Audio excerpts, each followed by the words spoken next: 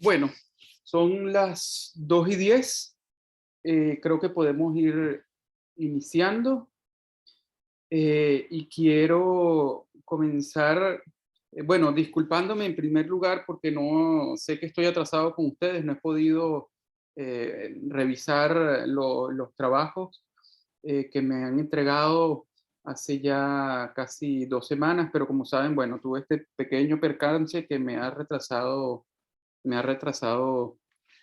todo durante las 2 últimas semanas. Espero, insisto, poder tener para esta próxima semana que viene em, ya sus trabajos revisados y pues les haré por supuesto la, sus comentarios, ¿no? Los comentarios respectivos. Em, También les quiero pedir disculpas porque, como saben, ha habido unos pequeños cambios en el programa. Han habido unos pequeños cambios en el programa como consecuencia de, pues esta sesión la tuvimos que modificar. Lo que hemos hecho es que se pospuso nuestro invitado, el que nos iba a acompañar hoy, se pospuso para la próxima semana, pero decidimos entonces eh, hacer una sesión sobre un tema que ha estado de alguna manera siempre presente en nuestras discusiones, es un tema medular para el análisis sociopolítico, especialmente análisis sociopolítico dentro de un tema muy especial que, como habrán visto, ya es el tema central de este seminario, que como es la democracia, ¿no? Entonces, para hablar de democracia es imprescindible, al hablar de democracia es imprescindible hablar sobre elecciones. Por eso hemos querido y tenemos una invitada muy especial el día de hoy. Le damos la bienvenida y le agradecemos muchísimo que nos haya podido acompañar a pesar de que la invitación fue hecha con muy poca anticipación, a Griselda Colina. Griselda Colina es comunicadora social, así es fundadora y fue directora durante varios años del Observatorio Global Comunicación y Democracia. Antes trabajó con el Centro Carter, el capítulo de Venezuela del Centro Carter, pero además ustedes deben conocer a Griselda Colina porque ella es rectora suplente del Consejo Nacional Electoral, uno de los rectores electos o propuestos por la sociedad civil durante el proceso de selección de nuevas autoridades del CNE durante el año pasado, mayo del año pasado. Ella fue propuesta, digamos, por su organización, pero en nombre también de un grupo grande de organizaciones de la sociedad civil, y quedó seleccionada como rectora suplente, donde ha estado haciendo un trabajo pues sumamente interesante y con unas metas y objetivos del cual creo que nos va a comentar ahora más adelante. Griselda, muchas gracias por haber aceptado la invitación. No, gracias a ti, Héctor, y bueno, espero satisfacer las expectativas con las que me invitaste y de verdad que para mí siempre es un gusto poder hablar de este tema que es tan valioso y dar nuestra mirada y la perspectiva con la que estamos abordando el tema electoral, ¿no? Muchas gracias. Gisela, no te pedí permiso, pero estoy grabando la sesión y con el objetivo es básicamente de compartirlo a los estudiantes, al resto de los estudiantes que hoy no nos pueden acompañar. Buenísimo, gracias. Bueno, y sin más entonces, eh, sin posponerlo más, yo quiero presentarle una muy breve introducción. Voy a tratar de hablar tan rápido y tan corto como sea posible para ver si más bien escuchamos un poco más intensamente y debatimos un poco más con la rectora Griselda Colina. Pero un poco quiero dar un marco general, conceptual, sobre elecciones, sistemas electorales y un poquitito nada más sobre sistemas de partidos, ¿no? Lo primero es decir que las elecciones, existen diversos conceptos de elecciones, ¿no? Pero es importante comenzar enmarcándolo en las elecciones como un derecho humano. Así quedó establecido en la Declaración Universal de los Derechos Humanos, el artículo 21, que establece que la voluntad del pueblo es la base de la autoridad del poder público. La voluntad del pueblo es la base del poder público y esta voluntad se expresará a través de elecciones auténticas que habrán de celebrarse periódicamente a través de o por medio del sufragio universal e igual voto y por voto y por voto secreto u otro procedimiento equivalente que garantice la libertad del voto. De igual manera, el Pacto Internacional de Derechos Civiles y Políticos, en el artículo 25, establece que todos los ciudadanos gozarán de los siguientes derechos, y uno de ellos es votar y ser elegidos en elecciones periódicas, auténticas, realizadas por sufragio universal e igual y por voto secreto que garantice la libre expresión de la voluntad de los electores. Es decir, que cuando hablamos de las elecciones, no solo estamos hablando de un componente central de la democracia, no solo estamos hablando de un derecho, del derecho a elegir, estamos hablando, o lo tenemos y lo podemos enmarcar como un derecho humano, como un derecho fundamental humano, el derecho que nos garantiza y que nos permite acceder de alguna manera a ser libres, a darnos nuestro propio gobierno y a darnos nuestras propias leyes y por tanto a ser libre. Pero como existen, digamos, esta definición amplia, esta definición sustancial que nos enmarca a las elecciones como un derecho humano, también hay, digamos, las elecciones también cumplen otras funciones políticas bastante más elementales. En el artículo que si no me equivoco les compartí de Adam Przeworski, él define que el mayor valor de las elecciones es poder, bajo ciertas condiciones, procesar en relativa libertad y paz cualquier conflicto que pueda emerger en una sociedad. Es decir, que el valor de las elecciones es procesar nuestros conflictos en paz y en libertad.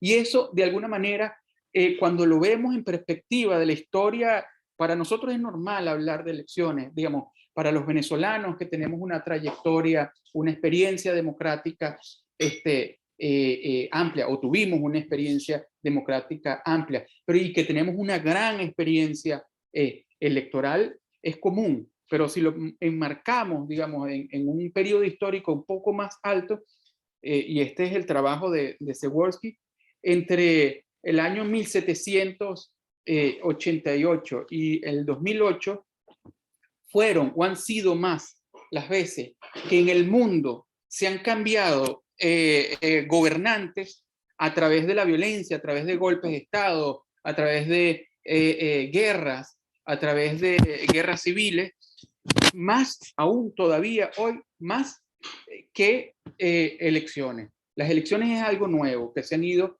expandiendo, las elecciones democráticas además, es algo nuevo que se ha ido expandiendo progresivamente el mundo. Y si las sumamos todas ellas, durante los 200 últimos años, las experiencias durante los 200 últimos años, no igualan en ese mismo periodo de tiempo al número de veces que se han cambiado gobernantes, que se han nombrado nuevas autoridades de países a través de medios violentos. Entonces, desde esta perspectiva, las elecciones también contribuyen de alguna manera, y eso lo sabemos los venezolanos, que hoy en día, o que desde hace unos años, hablamos nuevamente de golpes, de algo que pensábamos superado, se habla de golpes de Estado, se habla de invasiones, y por eso sabemos muy bien que el valor también de las elecciones es poder cambiar pacíficamente, en paz, y en libertad los gobernantes.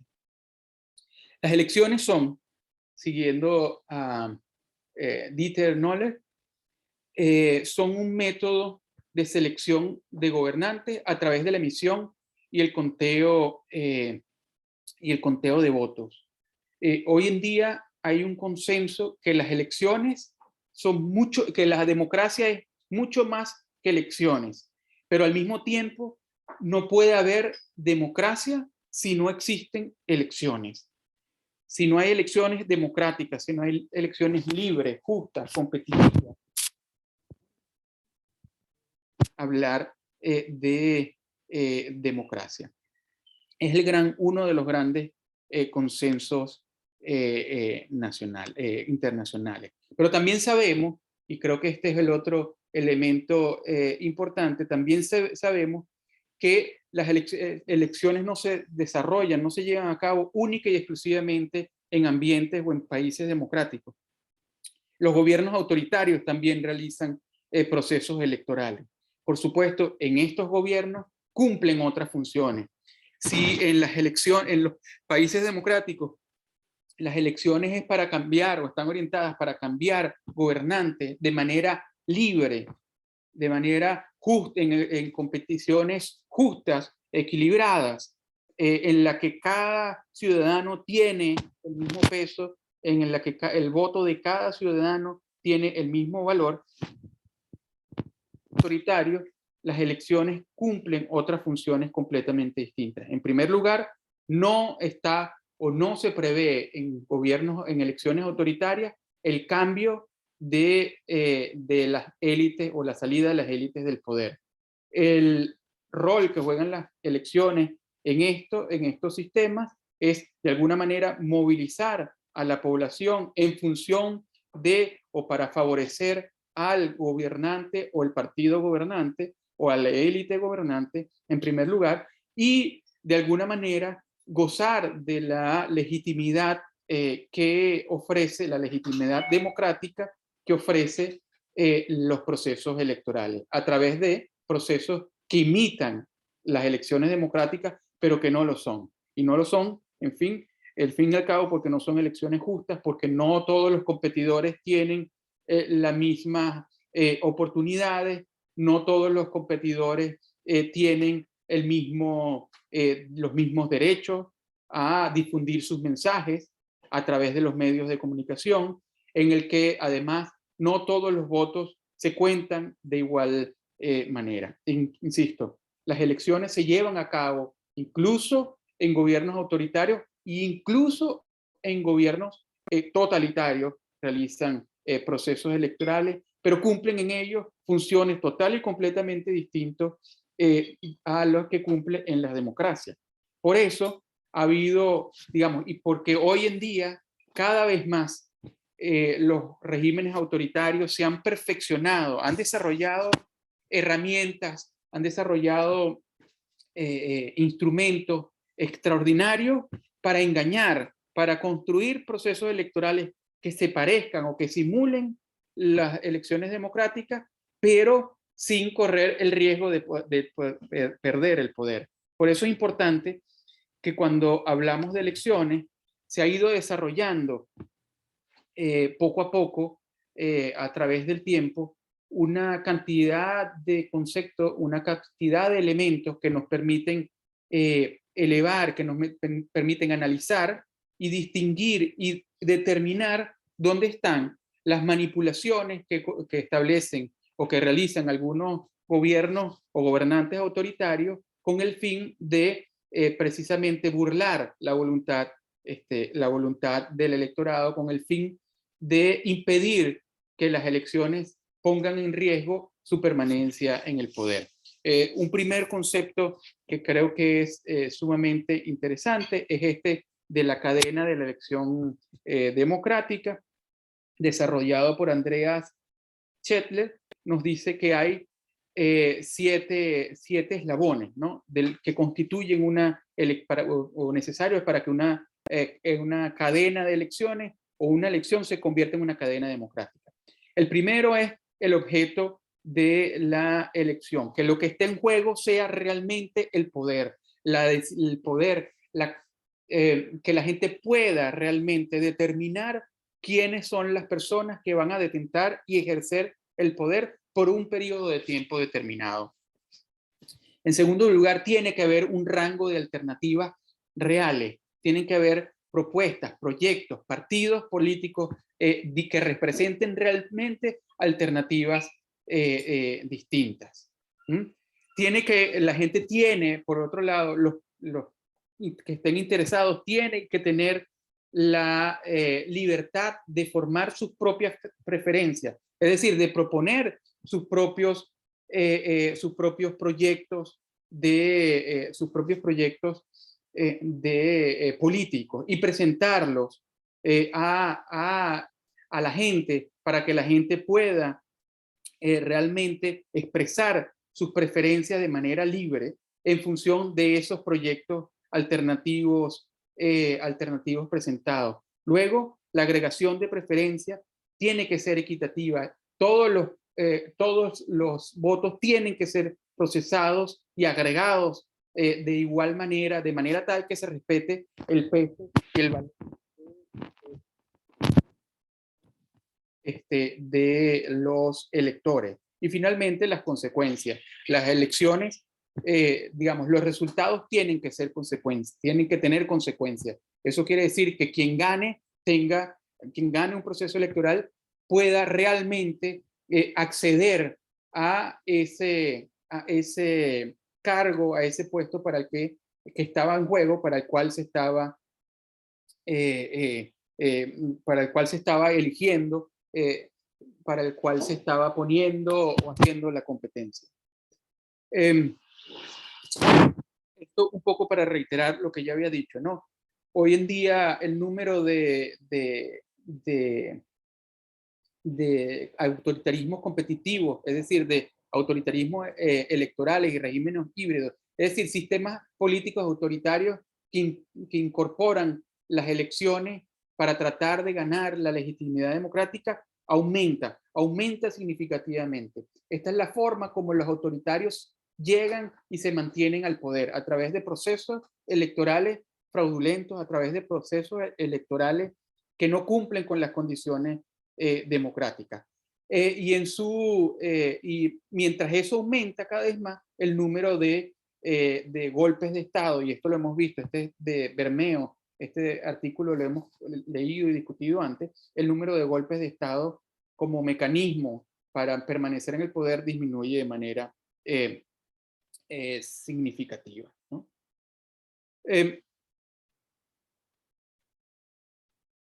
Las elecciones democráticas versus las autoritarias. En la democracia se expresa la confianza del electorado en los candidatos y en el sistema político, construyen cuerpos representativos, construyen gobiernos y al mismo tiempo permiten controlar a los gobernantes porque ellos tienen mandatos limitados que saben que en algún momento tienen que abandonar en el poder. Y en los autoritarismos, el rol de las elecciones es legitimar el poder existente, de alguna manera generar distensión política hacia adentro, es decir, contener las críticas de los mismos miembros de la élite gobernante, sirve de alguna manera como una válvula de escape para las fuerzas opositoras que en algún momento pueden acceder a unos pocos espacios de poder y sentir que han ganado poder, pero nunca el suficiente, nunca logran acceder al poder suficiente para realmente gobernar y implementar sus políticas públicas. También sirven para construir una imagen y legitimarse hacia el exterior, hacia los países del exterior. También permite la movilización de fuerzas sociales y finalmente para afianzar ese sistema político. Eso en cuanto a las elecciones. En cuanto a los sistemas electorales, hay que decir que existen dos conceptos o dos acepciones, ¿no? Una acepción restringida que entiende que un sistema electoral son las reglas que transforman los votos en escaños, y entonces se habla del sistema electoral proporcional, por ejemplo, y el sistema electoral mayoritario, que son reglas que sirven para convertir la votación para cuerpos, especialmente para cuerpos colegiados, pero para otros también, para decir cómo se cuentan esos votos y cómo se transforman en escaños cómo se transforman en cuántos escaños para los distintos partidos que obtuvieron votación. Y existe también una definición bastante más amplia que implica a todos los elementos que inciden en el proceso electoral. La definición restringida dice, siguiendo a Nolen, el sistema electoral es el conjunto de técnicas encargadas en traducir la voluntad del elector en escaños y se diseñan a partir del derecho electoral. Las dos grandes escuelas, los dos grandes paradigmas de los sistemas electorales en esta versión restringida son los que ya mencioné, la versión o la tradición mayoritaria y la tradición consensual o tradición proporcional. ¿Cuáles son los componentes de estos sistemas electorales en la versión restringida? Pues mira, están las nominaciones, entendida como las reglas que regulan quiénes y cómo deben ser seleccionados los candidatos a competir en el proceso electoral, la forma de las candidaturas nominaciones, referida a las formas de votación nominal y lista, y la posibilidad de construir alianzas. En tercer lugar están los procesos de votación, estrechamente ligados a la forma de la candidatura. Esto quiere decir, si hay candidatos nominales y candidatos listas, por tanto, ¿cómo se vota? ¿La gente tiene derecho a un voto nominal y a un voto lista? ¿O tiene derecho a muchos votos nominales dentro de una lista? Es decir, están vinculados. Estos son elementos de cómo se construye el sistema electoral para postular y para la contracara de la postulación, que es el elector, cómo expresa su voto, ¿no? El cuarto elemento de esta visión, de esta definición restringida de los sistemas electorales son las circunscripciones relacionadas con la distribución tanto en magnitud, es decir, el número de escaños. Recuerden, por ejemplo, en Venezuela tenemos circuitos plurinominales, donde se eligen 2 o 3 diputados de manera nominal, más el voto lista. Y allí en esos circuitos los electores tienen 1, 2 o 3 votos, tantos votos como candidatos nominales haya, más el voto lista, ¿no? Y entonces, estas son las circunscripciones. La magnitud de las circunscripciones es cuántos candidatos hay en ese circuito. Y el segundo lugar es la distribución geográfica, la delimitación geográfica de esos territorios, cómo se va a sumar. Y ahí está este caso, que es lo que ven en el gráfico, el famoso caso de lo que llaman gerrymandering, que es cómo se puede, con una misma votación exactamente igual, diseñando distintos circuitos, distintas circunscripciones, puedes, con la misma votación, obtener resultados electorales total y completamente distintos. El primer caso es donde existe un solo circuito, la votación se suma toda completa en un único circuito, y bueno, entonces se distribuye proporcionalmente. 40% de los votos obtuvieron los rojos, y por lo tanto 40% de los escaños, y 60% para los azules. El segundo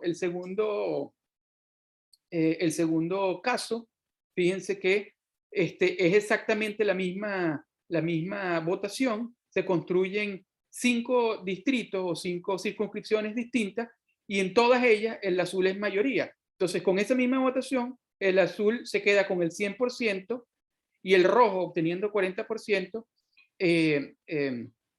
obtiene 0, ningún candidato o ningún escaño. Y la tercera fórmula, fíjense, construyendo unos circuitos un poco extraños, sin duda alguna bastante extraños, permite maximizar, en este caso, el voto de los rojos, que obteniendo 40% logra quedarse con la mayoría de los escaños, el 60%, mientras que los azules se quedan nada más con 2 escaños. Es decir, estos son elementos que inciden en la forma, como decíamos, en la fórmula, los sistemas electorales en la definición restringida, en los mecanismos, cómo se transforman los votos en escaños.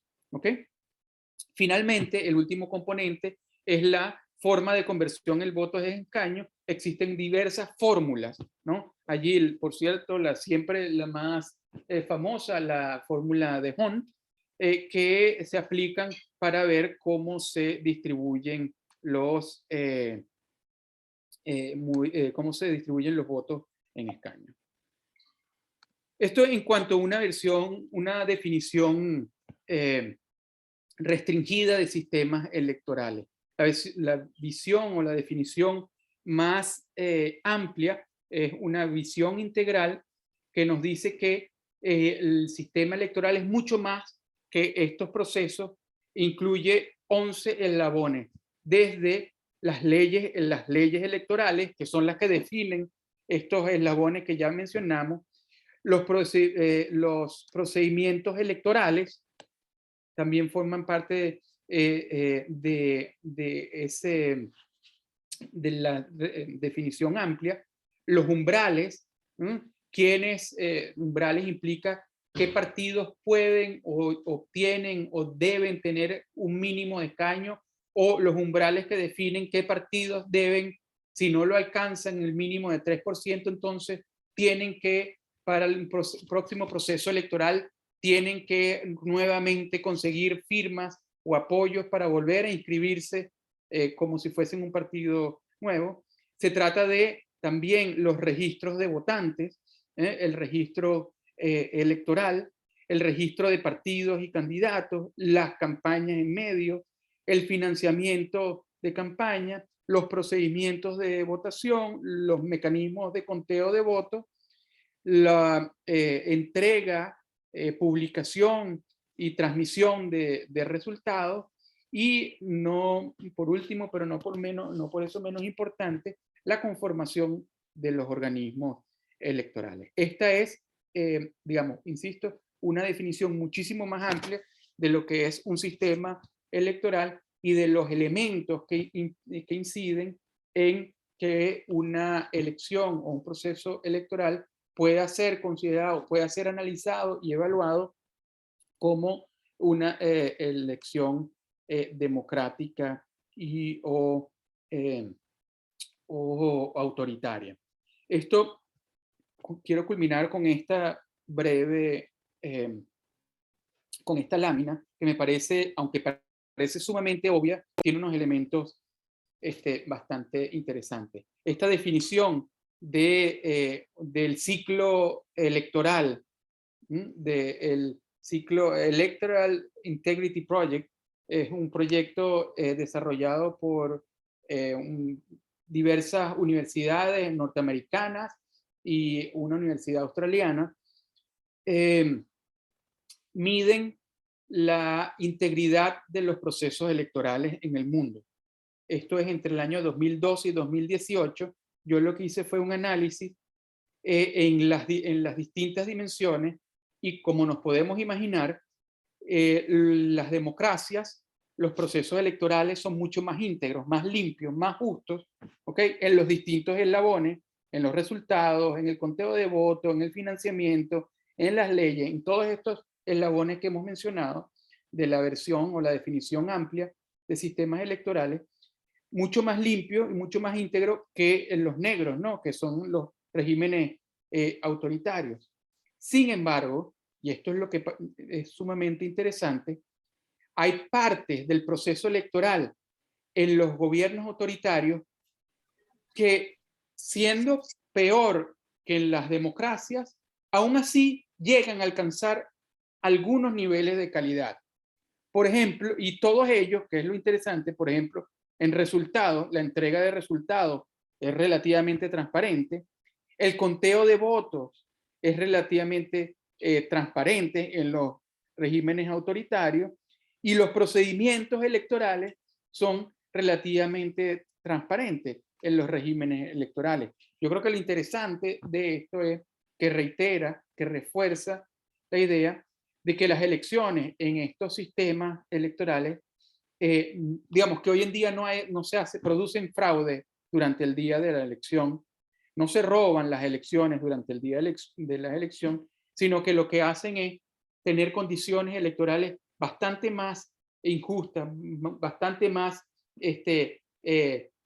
sí, desiguales, que garantizan que de alguna manera los gobernantes en el poder no entren, no jueguen, que en las elecciones, en regímenes autoritarios, no entre en juego realmente el poder o la permanencia de los gobernantes, sino de los gobernantes, sino que básicamente se orienten a cumplir esas otras funciones que hemos mencionado. Yo creo, digamos, tener esto como un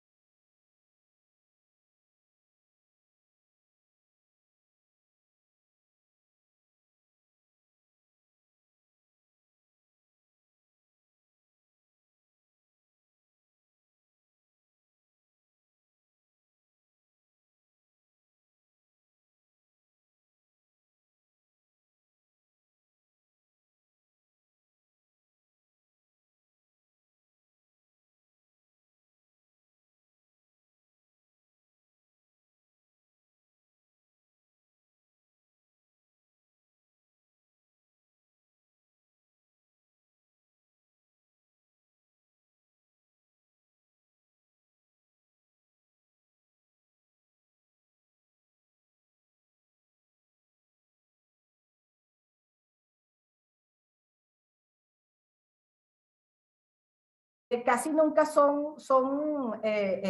están allí los ciudadanos que fueron electos, que fueron elegidos en un sorteo además que es público. Y la gente no va, no se forma, no cumple con el servicio electoral obligatorio, que debería ser parte de esa, además de esa, no solamente de los derechos, sino de los deberes que tenemos en esta construcción democrática, ¿no? Y finalmente, seguir exigiendo públicamente estas demandas, las garantías y los derechos que nos lleven justamente a la celebración de elecciones democráticas donde haya participación ciudadana y donde la confianza por un cambio y por la alternabilidad democrática sea una posibilidad cierta, ¿no? Yo creo que como tercer punto hay que mantener la atención y la acción coordinada de la comunidad internacional, entender que Venezuela forma parte de un concierto de países en los que la crisis venezolana ha afectado a muchas regiones y también ahorita con la crisis de Ucrania tenemos más que nunca como una daga encima la posibilidad de que Venezuela sea una crisis olvidada. O sea, yo creo que mostrar que hay posibilidades para el cambio posible en Venezuela, eso es importante y eso hay que hacerlo con los países amigos, con las misiones independientes y también con estos organismos multilaterales que deben, que eso fue parte de lo que también cambió el año pasado, hubo una coordinación de estos organismos multilaterales y de esta comunidad internacional en lo que era la visión de la construcción de un proceso electoral libre en Venezuela. Y finalmente, yo creo que trazarnos una hoja de ruta de lo posible y quizás entender que no se va a lograr todo en este camino, pero que sí ver cómo 2024 y 2025 nos ofrecen en el calendario electoral venezolano posibilidades para que nuevamente los procesos electorales sirvan como una vía y un canal de expresión para que los ciudadanos participen y expresen cuál es su deseo en esa construcción de la democracia. Es parte de lo que nos toca seguir trabajando, entender que sí, que es difícil, que es una situación que además en la que muchos factores y actores juegan, pero que también nosotros como sociedad esta institucionalidad electoral que tenemos nueva, pues puede ayudar en ese camino. Creo que con esas ideas daría el espacio para que pudiéramos conversar. Muchas gracias, Griselda. Bueno, estupenda, muy interesante la presentación. Y bueno, eso, creo que con tu intervención damos inmediatamente el derecho de palabra para que quien quiera hacer algún comentario o pregunta, pues se anime y lo haga. Aurora. Buenas tardes, muchísimas gracias, profesor, profesora. Bueno, encantadísima de tener estos espacios para poder intercambiar con personalidades como usted, señor Griselda. Una, tiene una tarea difícil, ¿no? Por delante. Bueno, varias cosas. En el ensayo y error de profesor en su paper, hablábamos de que la manipulación no siempre es visible, ¿no? Usted comentaba, hacía esa reflexión bastante interesante, porque el fraude electoral evoluciona constantemente, ¿no? Y va de la mano de estrategias que se van tejiendo y van creciendo a lo largo de la evolución de lo que es, si podríamos decirlo, de ese fraude electoral. También se habla de las élites gobernantes del 99, que bueno, modificaron todo el proceso electoral y lo llevaron y lo decantaron a lo que es hoy en día, ¿no? Mi primera pregunta, mi primera inquietud, y con respecto a lo último que dijo la profesora Griselda, ¿cómo se interpreta estos espacios conquistados por el voto a la luz de todo este análisis? Porque si bien es cierto, en el 2017 solo teníamos 26 alcaldías, se obtuvieron 26 alcaldías, A partir del 2021 son 123 alcaldías. Entonces, 117 alcaldías, perdón. Eso se puede poner como una cuota, como una válvula de escape, o realmente hay unos espacios conquistados que por este sistema, que bueno, que ya lo sabemos, que manipuló las leyes, que las transformó, pero sin embargo hay un elector que que no ha sido tomado en cuenta, y ahí me uno a la reflexión de la profesora Griselda, donde el elector es fundamental, la participación es fundamental. Cuando nosotros los venezolanos hemos participado, se han ganado espacios dentro de esta contradicción electoral o manipulada de todas maneras, como quiera llamarlo. Sin embargo, el elector que participa y hace valer su voto conquista espacio. Sí, pero lleva esas irregularidades electorales están presentes y estuvieron presentes siempre, han estado presentes siempre, hoy más evidentes inclusive desde Maduro para acá, como lo hablaba el draft document, que es mucho más evidente. Sin embargo, yo considero que dos factores importantes a considerar son los espacios conquistados y cómo se interpreta todo esto con esos espacios conquistados, si eso es una cuota o no es una cuota, o es parte de esa válvula de escape, y la participación del elector, que a mi parecer hay una apatía hacia la participación política, probablemente también sea decantado con el tema de la participación de la oposición también, ¿no? Hay que decirlo, ¿no? Y de la manera que se ha hecho política en estos últimos años. Muchas gracias. Muchas gracias, Aurora. Pues muy interesante tu planteamiento. Quiero hacer un breve comentario sobre algo que tú has mencionado, que lo ha mencionado Griselda en su presentación, que yo siempre lo he dicho y me parece importantísimo. Que el Consejo Nacional Electoral, que la autoridad electoral, es mucho más que los rectores. Incluso es mucho más que los funcionarios, digamos, que hacen vida y carrera en el Consejo Nacional Electoral y en los organismos subordinados, regionales, locales. Y bien lo decía Griselda, los ciudadanos forman parte, sobre todo el día de la elección, pero también en otros momentos forman parte de la estructura organizativa de los procesos electorales. Muy especialmente cuando hay que conformar mesas electorales, son los ciudadanos, ¿no? Y ese es quizás uno de los problemas más grandes que tenemos, ya lo mencionó Griselda. Los ciudadanos que se eligen a través de sorteos, algo así como el 10%, Griselda me corrige, algo así como el 10-12% de las mesas se constituyen con los ciudadanos que fueron seleccionados. El 88% restante se constituyen de otra forma.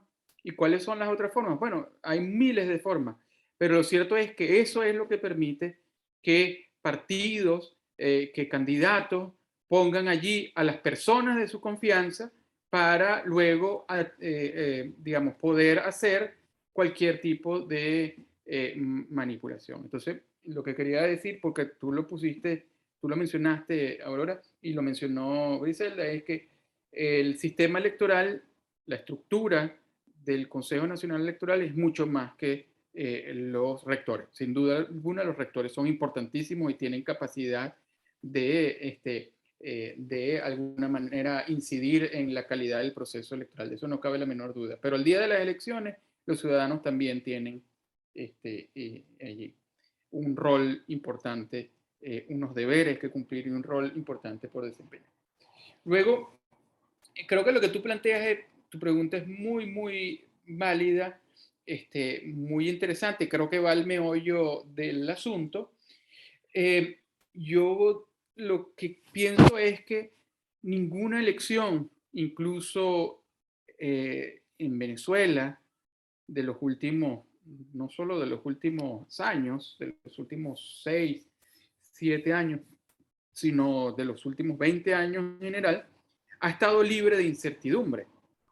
Es decir, no, por más manipulaciones que se hagan, el proceso electoral, las elecciones, como mecanismo de sumatoria de voluntades ciudadanas, como mecanismo de coordinación política de los ciudadanos, es un mecanismo sumamente poderoso.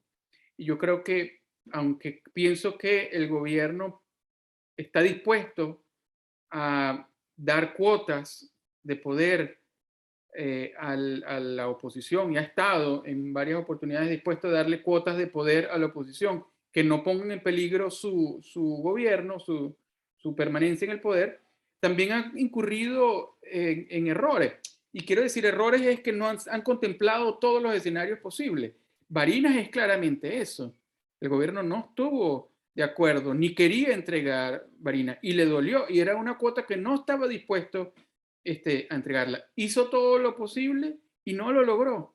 Y tuvo que repetir las elecciones y inhabilitar una fila de candidatos para imponer su candidato, y al final no lo logró. Y eso no puede ser considerado una cuota. Eso es algo que se le quitó, y que se le quitó gracias única y exclusivamente a que la voluntad de la gente de salir a votar se impuso. Entonces, yo creo que si bien el gobierno cuenta con o está dispuesto a perder algunas cuotas, a ceder algunas cuotas, no está todo bajo su total y completo dominio. El 2015 también fue eso. El 2015 claramente el gobierno no estaba en su escenario, no estaba en sus cálculos perder las 2/3 partes de la Asamblea Nacional. Es decir, incluso elecciones de muy baja calidad, incluso elecciones muy poco competitivas, siempre involucran un riesgo para quienes están en el poder. Es verdad, ellos intentan minimizar ese riesgo el máximo posible, es cierto, pero nunca está exento de riesgo. Y eso, insisto, creo que es el poder de las elecciones como mecanismo como mecanismo democrático, incluso en contextos no democráticos. Yo no sé, Grisel, si tú quieres también, por supuesto, añadir algo. Sí, mira, me parece interesantísima la pregunta de Aurora, porque nos permite también hablar de dos cosas. Yo creo que un tema es que cómo garantizar, cómo las elecciones pueden garantizar gobernabilidad, que eso es parte de lo que no hay en Venezuela.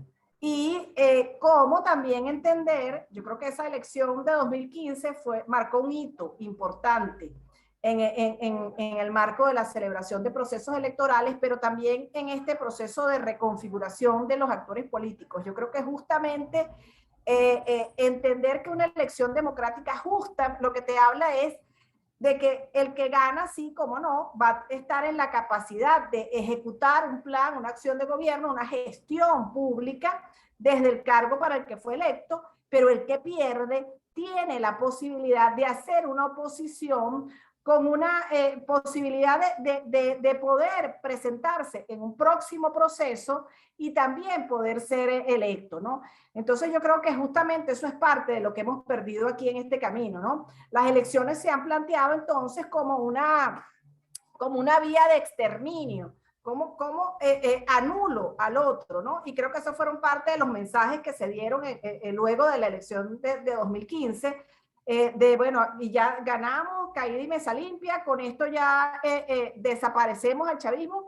Y yo creo que esos son justamente conceptos que no le sirven a la democracia. Flaco favor le hacen a la democracia esos conceptos, y que justamente nosotros tendríamos que estar claros en que en este contexto, y eso yo creo que uno le tiene que ser sincero y hablarle a la gente con sinceridad, el contexto en Venezuela no es sencillo. Aquí nosotros vamos a un proceso muy largo para lograr una democracia en Venezuela.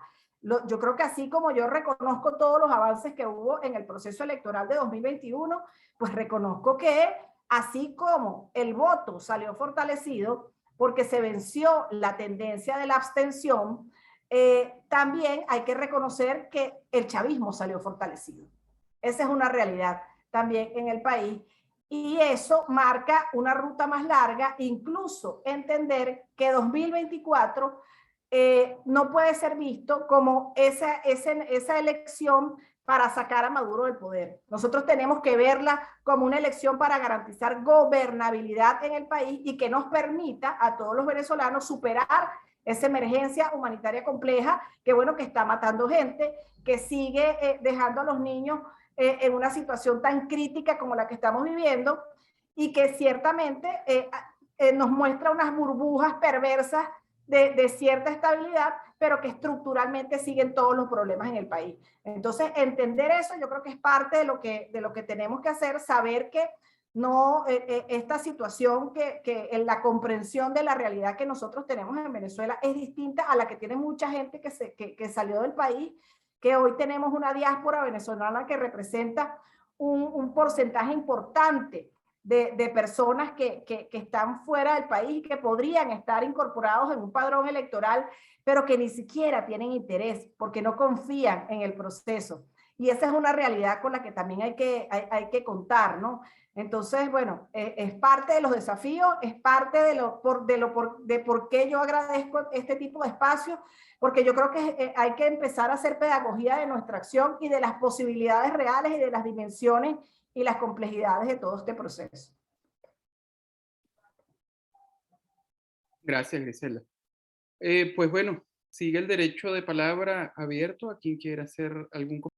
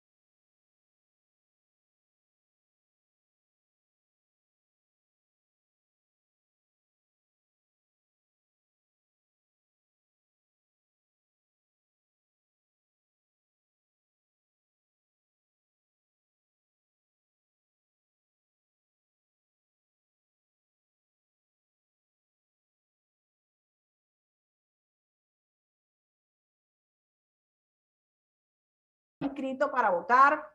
Entonces la gente, pues por supuesto nadie revisaba, sino en el momento, el mismo día que iba a ir a votar, o cuando llegaba a su centro electoral donde tradicionalmente votaba, resulta que lo habían migrado a otro estado incluso, y ellos ni se habían dado cuenta. Entonces yo creo que eso es parte de lo que hay que seguir diciendo, porque esas son acciones que nos tocan a nosotros como ciudadanos. Revísense en el registro electoral, busquen dónde están inscritos, revisen si tienen alguna notificación de que fueron electos como parte de una junta electoral, como parte del servicio electoral obligatorio, capacítense porque ahora está todo en línea. O sea, hay muchos elementos que justamente minaron la confianza y la participación ciudadana en los procesos electorales. Y eso fue adrede, eso fue un mecanismo muy bien diseñado para que el voto como instrumento de cambio, bueno, perdiera su eficacia, perdiera su valor. Y es parte de lo que nosotros tenemos hoy que entender, que también nosotros como ciudadanos, cada uno de nosotros tiene un rol importante. O sea, estas cosas hay que decirlas y hay que hacer, bueno, un boca a boca de la participación ciudadana, porque yo, por ejemplo, en mi rol de rectora, yo no puedo estar diciendo que yo estoy apostando por el cambio político o por determinada grupo de partidos políticos. Yo apuesto es por la restitución del derecho ciudadano a elegir. Eso es lo que nosotros estamos apostando hoy en Venezuela, y esperamos que sabemos que este camino es largo, que este camino es espinoso, pero es un camino que decidimos asumirlo con constancia y con compromiso. Muchas gracias, Griselda. Sí, en efecto, yo creo que en uno de los artículos que les envié, el artículo de Javier Corrales, es bien interesante porque él hace un listado de todas las posibles formas de manipulación electoral existentes o disponibles, y entonces va marcando cuáles han ocurrido en Venezuela en los últimos 20 años, cuáles han ocurrido y en qué proceso electoral. Y por supuesto que la conclusión a la que tú llegas es que ha habido, digamos, una campaña sistemática para destruir la capacidad del voto, como dijo Griselda, una campaña sistemática para minar la confianza del ciudadano en el voto. Ha habido una campaña sistemática para igual obstaculizar la labor y el rol de los partidos políticos, que no sean los partidos políticos del gobierno. Y no es que necesiten demasiada ayuda, pero además del rollo que puedan tener los partidos, también hay una campaña sistemática dirigida sistemáticamente a ellos, a impedir la posibilidad de que nadie pueda representar políticamente las demandas ciudadanas, ¿no? Pero, por otro lado, en el caso que nos planteaba Yulitza, creo que vale la pena, digamos, que todo esto tiene matices, ¿ok? Esto no es blanco y negro. Es cierto que, digamos, y es precisamente que existen esos grises, es precisamente que el gobierno logra manejar esos grises, lo que lo hace muchísimo más dañino, muchísimo más poderoso también, muchísimo más dañino para la democracia. Porque en efecto, es cierto que el gobierno nombra un protector, es cierto que el gobierno quita algunas de las potestades a un alcalde o gobernador, pero también es cierto que le deja otras. Es decir, que no vacía por completo en las instancias de poder. Digamos, ¿qué es lo que veíamos? Es que los mecanismos hoy en día son muchísimo más sutiles, pero dentro de la sutileza a la que están obligados, porque no pueden, digamos, porque al gobierno le costó mucho y se desacreditó mucho, por ejemplo, con el caso Barinas, lo que había logrado de alguna manera de legitimarse con esas elecciones, lo perdió en el caso Barinas porque es muy grotesco, porque fue un caso muy evidentemente muy grotesco. Entonces, el gobierno tiene que ser mucho más sutil, el mundo hoy es mucho más sutil, pero dentro de esa sutileza se presentan oportunidades. Nuevamente, Barinas, una cuota de poder que no querían y no estaban dispuestos a darla, y donde pusieron todas sus capacidades, todo su poder, todos sus recursos económicos, políticos, sociales, todo, y no lo lograron, porque los matices permiten también, ¿ok? Permiten que la gente logre hacer algunas cosas. Es verdad que le quitan potestades a las gobernaciones, pero le dejan otras, y pues algunos gobernadores hábiles, digamos, con mucha capacidad política y gerencial, logran utilizar esos pequeños matices, esos pequeños huequitos para hacer gestiones exitosas, para, aún en contra de todo el contexto, hacer o tener hacer algún aporte a la calidad de vida de los ciudadanos. Y entonces es allí precisamente donde pienso yo que están algunas posibilidades importantes para lo que propone Griselda, la reinstitucionalización del país, la reconstrucción de la democracia. Griselda, y luego Aurora. Sí, mira, que justamente lo que comentas me parece interesantísimo porque yo creo que justamente nosotros hablábamos de grietas, ¿no? Y de entender cómo, bueno, sí, es un gobierno autoritario, que además lo dice públicamente, no tiene empacho alguno en decir, mira, yo no quiero dejar el poder. Eso lo dicen públicamente y todo lo que hacen está dirigido a mantenerse en el poder. Pero abren grietas porque justamente hay presiones internacionales que los mueven a dar esas grietas, y porque también están buscando una legitimidad tanto nacional que les permita tener gobernabilidad, como una legitimidad internacional. Esa es una realidad. Entonces, en ese contexto, yo creo que para los estudiosos como ustedes, la elección de 2021 tiene casos que son emblemáticos y que presentan unos matices riquísimos para entender la complejidad, pero también las oportunidades del contexto político en Venezuela.